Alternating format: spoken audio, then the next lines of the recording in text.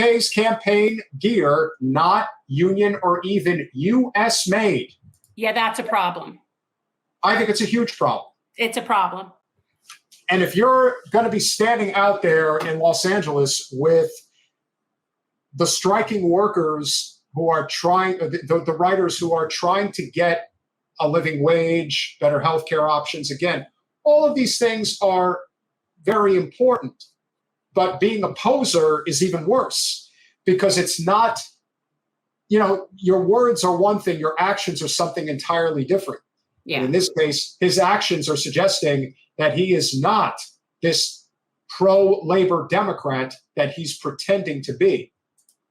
Yeah, I think this is troubling just from the perspective of we know that it is absolutely feasible to get a union shop to do all your work. It's not like, and it's just a matter of somebody that has sort of this old Kennedy Democrat family name that sort of seems to be like this Americana thing.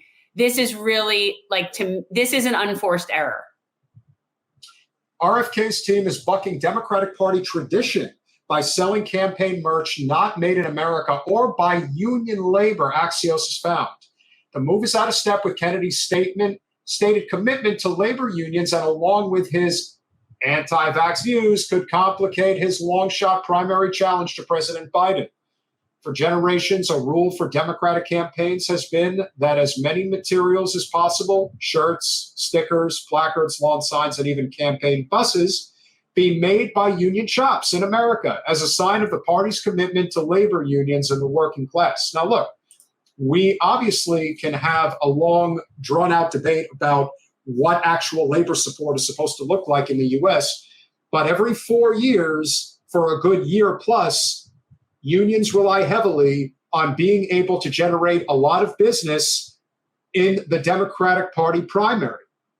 And especially right now, when the only real challenge, with all due respect to the other person running in the primary, that RFK is the one real challenger to Joe Biden right now. And those unions that make campaign merch really need the business.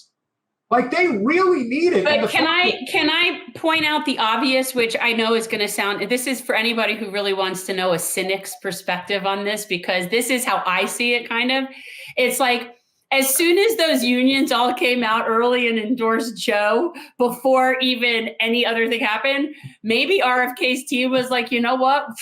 Screw it. Let's just at least use our money most effectively. That's my cynical perspective on this.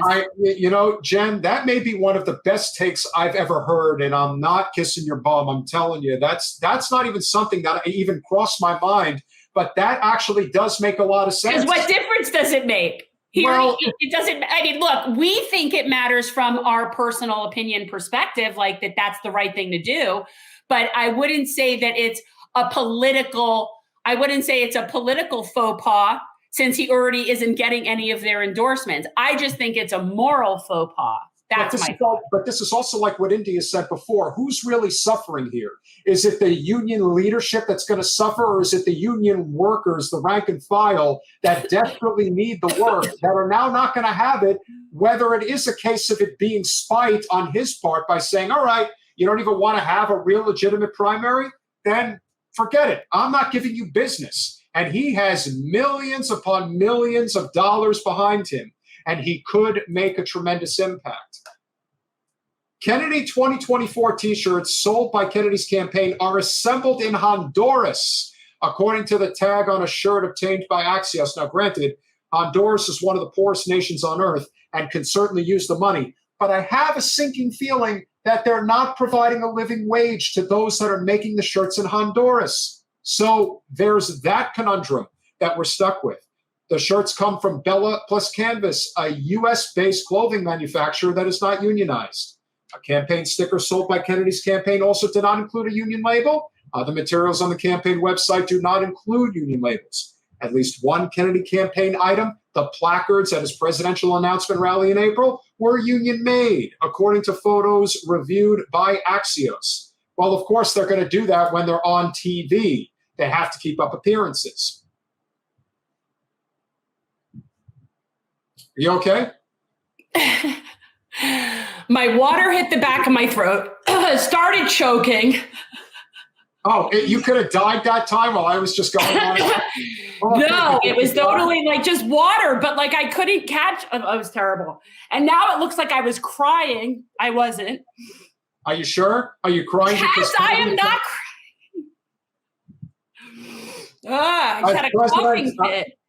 As president, I will protect American labor and American industry. RFK tweeted in May, capitalism only functions equitably if workers have the collective bargaining power of unions so they can claim a fair share of the economic pie. Actions speak louder than words. Democratic officials say having union-made merchandise is important to show support for labor and to ensure products are made in places with workplace protections. It's Politics 101. Ray Buckley, chair of the Democratic Party in New Hampshire, told Axios, I would hope that RFK would put human rights above his political aspirations. That's the nicest way to say it. Some union workers have drifted to the GOP in recent years, but Republican presidential candidates typically do not have their merchandise produced by union shops. I wish, Sable. I can't. I'm in the Airbnb. Sorry. Still, GOP candidates usually are careful to make sure their products are made in America. You know, let's just say, hypothetically speaking, if there is a GOP candidate that isn't polling very well and is looking to make an impact, and no one seems to be giving business to these labor unions that could desperately use it, think about the impact that might make if they gave it to, let's say, a rank and file labor union that is making campaign merch. I bet you that would help them. Well, look, I mean, all of it would help them. And when I said that was my cynic's perspective, I meant it. I don't know that that's the thing. Like, I know how much I hate the fact how the union endorsement process works. I know how frustrating it is that they already endorsed Joe. So that's where my little cynical mind went. I don't really think that. A little caveat from the final caveat from this article. Non-union campaign merchandise tripped up former New York Mayor Michael Bloomberg's late entry into the 2020 Democratic presidential race. The campaign ordered T-shirts that were not union or U.S. made, according to two people familiar with the campaign. Well, guess what, ladies and gentlemen?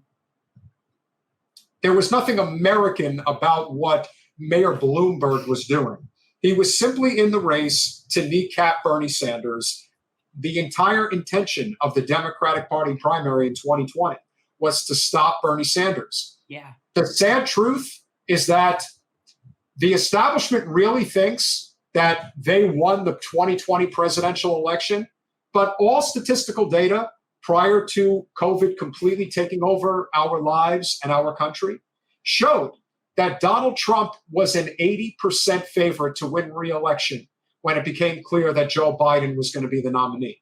So never forget that the intention of the Democratic Party is not to beat the Republicans first. It's to defeat progressives first.